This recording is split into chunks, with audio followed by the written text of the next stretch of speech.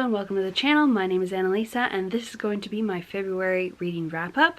I've already filmed this first portion twice now and the footage corrupted, so now I have a different SD card in the camera and I'm hoping that won't happen again. So, some of the first books I read this month were from the Amulet series by Kazuo Kibuishi, and I really enjoyed these, gave them 4.5 stars. This is the third one, this is the second. The first one was from the library, and I own these two, so that checks off reading 2 books that I physically own for the month. And this is about 2 siblings who travel into another world to try to save their mother, who's been kidnapped by a monster from that world, and they find out that the sister specifically is supposed to inherit this magical amulet and save this realm from the evil elves who've been ruling over it and oppressing the people for quite a while now. I really enjoy this fox character who shows up in the second volume, and I'm just having a really great time. There are also a lot of robot characters who are really interesting, and I'm looking forward to exploring that further in the further volumes, which my library has most of, so that's pretty nice. I like the illustration style, and yeah, it looks like it's going to be a really complicated and nuanced series, so I'm looking forward to that. Then some ebooks that my mom bought and shared with me because she read them first, by Kate C. Wells, the Rejected Mate series, which has 5 books in it, and I read all 5 of them. There are supposed to be more books, and I'm looking forward to the future books in this series because these were really well done. The first one is the Tyrant Alpha's Rejected Mate, and the rest are like His Curvy Rejected Mate and the Lone Wolf's Rejected Mate and things like that. So the main trope that the series revolves around is the male half of the pairing rejecting the female half. They are fated mates because they are wolf shifters, and that's a thing in this world. It's a thing in a lot of shifter stories, but it means that they are particularly attracted to each other, especially when they go into heat, and will not accept anyone else, and it's kind of a biologically necessary sex that they have sometimes, which is not my favorite, and the mate trope is not my favorite, but the rejected trope is my favorite. So for that reason, and because I really like when characters mess up, that they are made to grovel at some point to restore the relationship, and in all of these I believe the groveling is appropriate to the harm done. So I really appreciate that. The last one is my favorite. It's the sweetest and involves the least groveling because the guy was the least amount of a jerk in the first place. We explore throughout the sexism that is going on in a lot of these societies, and in this case the author is aware that the whole alpha and omega thing is only a thing in captive wolves and is not their natural state, and that hierarchies are very much a human thing. And I really like that that was included in this version of wolf shifters. And so it's a lot about hierarchies and classism and toxic masculinity and feminism, and I really like all those things and the way that the author handled that. So I gave these between 3.5 and 4.5 stars. Then I'll do the ones that do not come with a category. So Canto Contigo by Johnny Garza Villa is an audiobook that I got from the library, and it was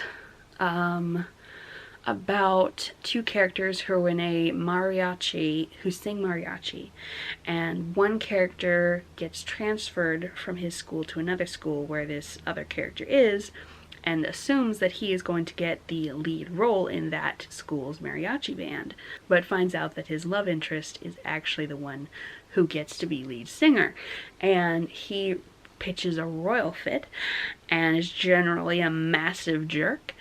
And you can kind of see why, because it's from his perspective, so it explains it. But I think this is one of those cases where the book would have been more enjoyable from the Elizabeth Bennet character than from the Darcy character, because the Darcy character is a dick. And we are exposed to him a lot more and I would say it takes longer in terms of percentage of the book for our main character to turn things around than it did for Darcy to turn things around. So there's a very small percentage of the book where he's not being a jerk, and thus the book is not that enjoyable. But it might be especially helpful for especially boys who find themselves acting the way this guy acted for similar reasons. Basically, he feels huge expectations on him because his grandpa was a mariachi singer, and he feels like he has to carry on the legacy, and if he isn't the best and doesn't get the most attention, then it's not good enough. And the love interest is really, really nice. I really, really like the love interest and a few of the side characters. Yeah, I think I gave this one 3.75 stars or something like that, because like there's a lot of great stuff in here, but the main character, who's also the sole perspective character, is really annoying. Then Snowstorm and Overgrowth. This one was an already owned ebook, and this was the second already owned ebook that I read. I'll tell you about the other in a second because it's part of a category. And so that checks off. I did finish 2 owned ebooks as well as 2 owned audiobooks. And the ebook thing, I keep buying ebooks. Like, I bought a lot of ebooks this month, so like I didn't take down my TBR at all. But so I decided that a caveat to that rule would be it has to be, in order to count for this goal, I have to have bought it at least 2 months ago, so it's part of my backlog. And I'm not just, ooh, I want to read that, I'll buy it, and then it counts as an owned book type situation. A lot of these books are, and I'm also downloading a lot of free books, because I've met all these authors on Blue Sky, and they're like, have really cheap or free books, and I'm like, yes, I want all of them. But yeah, this one I got as part of a prize pack for donating to a Gaza campaign back in the end of the summer, I think. Solarpunk, so it's another Solarpunk collection, short stories by Claudia Arsenault, who is a favorite author of mine, even though I've read very few books by her. But yeah, this one I didn't love as many of the stories as with The Bright Mirror, but I did really, the ones I liked, I really, really liked. So like the third or fourth to last one is about some activists in Quebec, I think, who run a underground seed farm and just regular farm to pass around seeds that are not allowed to be sold because all seeds and the whole market has been copyrighted by one company, and so growing your own food is not allowed. And so obviously food is really expensive, and like they're like doing what monopolies do, ripping people off, and so these activists work on growing food for people and getting people their own seeds to grow their own food. And the story takes place over decades, and so it's about how change takes decades, and sometimes things get worse before they get better, and that doesn't mean that what you did wasn't worthwhile. Oh, it was so encouraging. I really loved a lot of the other stories too. They're really freaking good. I would say the later in the book I got, the more I was enjoying the stories. So I gave the whole collection 4 stars. Then 2 nonfiction audiobooks by Black authors. What If We Get It Right by Ayanna Elizabeth Johnson. This is about the author interviewing a whole bunch of people from various fields about how we could get climate justice right in their area.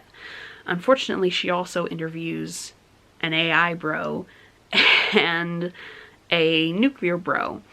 I'm still on the fence about nuclear because I don't know enough about it, but everybody who I respect and knows stuff about the climate seems to not be into nuclear. So for now I'm following their lead, and I'm like, that doesn't sound right. And especially with the AI interview, which I do know some about. I think it was weird that she interviewed him in the first place because he isn't even interested in climate. She specifically picked somebody who knows a lot about AI but doesn't know a lot about climate. So that was kind of weird. I didn't feel like there was enough pushback about, like, does it matter that this is the next step in this type of science if it's destroying the planet while you do it?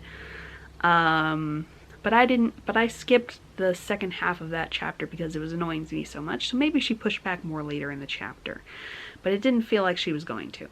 That's the only part I skipped, and the rest of it sounded a lot better. There's also a chapter on what to do, how to make use of billionaires since we have them, and I felt like it wasn't anti-capitalist enough and wasn't like enough embracing of the fact that we will not be able to save the world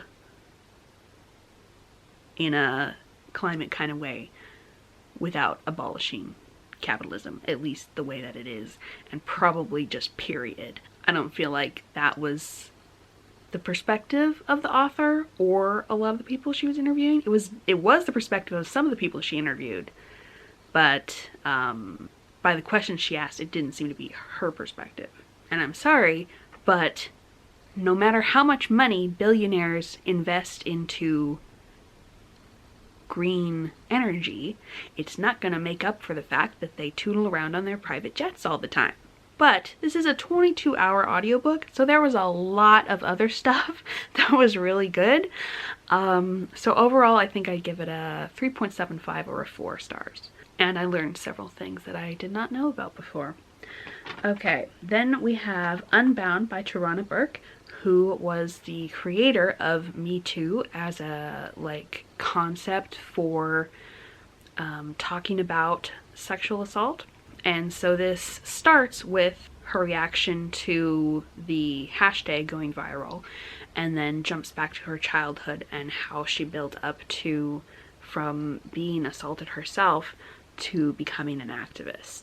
It was pretty painful to listen to because her childhood sucked in many areas, and it was just really depressing for a lot of it, but it was also very powerful and really sweet and encouraging once she got to the portion of her life where she was being an activist. And yeah, these stories definitely need to be told. It's just you do need to take time away and process things yourself while you're working on listening to them.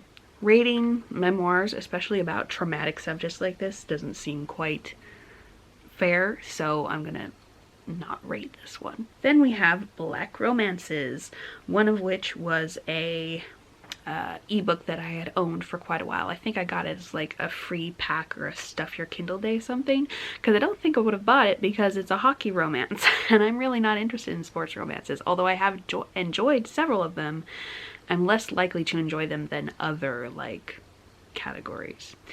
But this one I really liked. Almost immediately, there's a contrast because at the same time I was reading another book that I'll mention, but it was super easy to put down that other book, but this one I was like, yeah, I want to read more. I was immediately sucked in and I like these characters and I'm interested in seeing where this is going. So that was really great. So we have a lady hockey player and a guy hockey player, and it is talked about how the women's teams are not funded as they should be, and these two characters make a bet that they will switch romantic styles, and sexual sort of styles, sexual relationship styles, because one of them likes to stay with a person for only one night and go off to the next person, and the other one is very much a romantic and feels like she gets attached too fast, and so they're going to try to switch styles but with each other. So he's going to try to stay dedicated to her, and she's going to try to sleep with him but also sleep with other people. It's brought up that the guy main character has a lot of anxiety and has trouble sleeping. I feel like that was not adequately addressed. It felt like there should be more about that and have him process something or go to therapy or come up with a coping mechanism or something, but it didn't really. It was kind of just dropped. But other than that, I really liked the side characters and the main characters, and there are going to be more books about these characters, and I think there already is one that comes before this about some of the side characters, so I think I'm going to continue reading because I had such a great time. Then another one I really liked was a audiobook from the library, The Neighbor Favor, and this one I had kind of the same experience as far as I was immediately sucked in and wanted to read more, and I really liked the characters right away. In this case, it's an author who published a book quite a while ago that was very, didn't get very much attention, was from a small publisher, and the publisher folded soon after it was published, so he did get the rights back, but it didn't go much of anywhere, and he felt kind of discouraged about the whole thing.